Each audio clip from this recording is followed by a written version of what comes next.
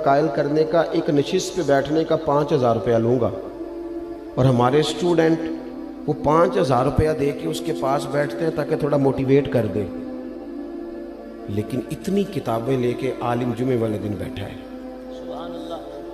इतनी किताबें लेके, और वो कह रहा है तुमसे कोई मुतालबा नहीं, सिर्फ ज़रा जल्दी आ जाओ। मस्जिद में पंखे चला दिए हैं, आसानी पैदा कर दी है, वज़ू का इंतज़ाम कर दिया है।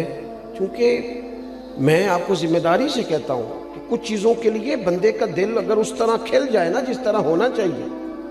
मेरे अस्सा फरमाया करते थे, खैरात लेनी हो तो सिर्फ प्याला तो सीधा कर ले बंदा। अगर प्याला ही सीधा नहीं है, हमारा वो मिजाज नहीं, माजरत के साथ मज़हब के मामलात में बात सुनने का, पढ़ने का, गौर करने का, अगर वो मिजाज हो, एक मिनट के लिए कहीं और ना जाना पड़े। कायनात की हर नेमत हमें दरवाज़ा रसूल से मिले। लेकिन वो वालेहानापन, जब मैं पढ़ता था, अब तो मुझे नहीं पता, काफ़ी दिनों से मैंने मालूमात नहीं की। जब मैंने मैट्रिक किया था तो रिज़ल्ट 31 मार्च को आता था। तो जो भी किसी का आया 31 मार्च में, हाँ ना नहीं करते तुझे। 31 मार्च को मैट्रिक का रिज़ल्ट आता था, तो जिन्होंने पेपर दिए होते थे वो 1 मार्च से नमाज भी शुरू कर लेते थे, और उनके अब्बा जी भी शुरू कर लेते थे, क्योंकि पेपर दिए होते थे ना। तो वालिद को जिस दिन पता चलता था ना कि तेरा बेटा मैट्रिक कर गया है,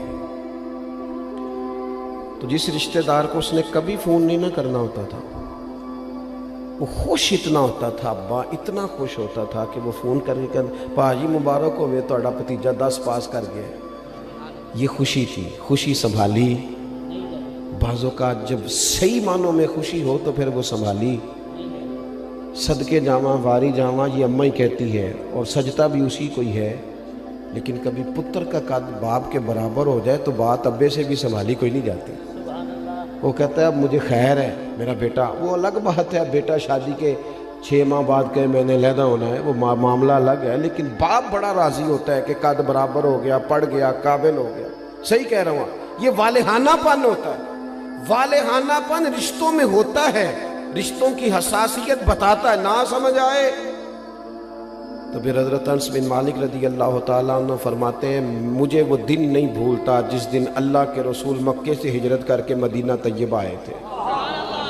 कोई हुजूर की ऊँटनी के आगे, कोई पीछे, कोई दाएं, कोई बाएं, कोई या मुहम्मदा या रसूल अल्लाह का नारा लगाता था। बनु नज्जार बड़ा कबीला था, बड़ा, वो कबीलों में एजाज रखता था। उनकी बच्चियां दफ लेके बैठ गई, खुशी संभाली नहीं जा रही। वो नन्ही बच्चियां जो बैठकर वहां दफ बजाती थी, रसूल पाक की जानिब इशारे करके गाती थी और कहती थी हमें मामूली ना समझना, हम हैं बच्चियां नज्जार के आली घराने की, हमें खुशी है आमना के लाल के तशरीफ लाने की।